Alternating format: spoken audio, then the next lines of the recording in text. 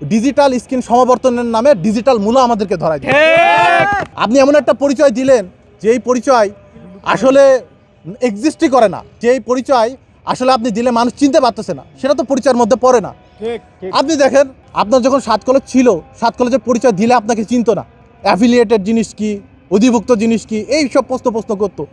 তো এই জিনিসটা আপনি রানিং থাকা অবস্থায় পরিচয় দিতে পারেননি। কিন্তু আপনি দেখেন, আজকে যদি আপনি সেন্ট্রালের আন্ডারে আসেন, তাহলে সুবিধা কি? সেন্ট্রালের আন্ডারে আসলে আপনি অ্যাটলিস্ট পরিচয় দিতে পারবেন যে আপনি সেন্ট্রাল ইউনিভার্সিটির স্টুডেন্ট। এবং আপনি দেখেন বিগত সালগুলোতে কি হতো, সমাবর্তনের নামে আমাদেরকে ডিজিটাল স্ক্রিন যে সমাবর্তন বলা হইতো, ডিজিটাল স্ক্রিন সমাবর্তনের নামে ডিজিটাল মূল্য আমাদেরকে ধরায় দিত।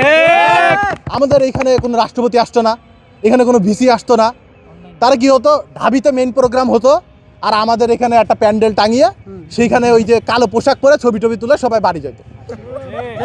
তো আপনারা কি এই সিস্টেমটার আবার পুনরাবৃত্তি চান? না। আমরা একটা বেটার ফাংশন চাই, বেটার পরিচয় চাই। সেই সুযোগ এসেছে।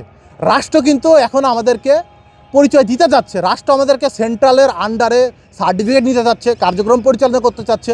সুতরাং তারা যেহেতু চায়, মন্ত্রণালয় যেহেতু চায়, শিক্ষামন্ত্রী যেহেতু চায়, আমাদের ভিসি যেহেতু চায়, এবং ইভেন ঢাকা ইউনিভার্সিটির যারা এই 7 কলেজ অথরিটি রয়েছে, তারাও বলতেছে যে আপনারা যদি চান আমরা সব রকমের সহায়তা আপনাদেরকে করব। আমাদের একটা আলাদা রুম রয়েছে, সেই রুমটা আপনাদেরকে আমরা সব ধরনের সহায়তা করব। তাহলে সবাই যেহেতু রাজি, তাহলে আপনারা এখানে কেন চান না? সব থেকে বড় প্রশ্ন।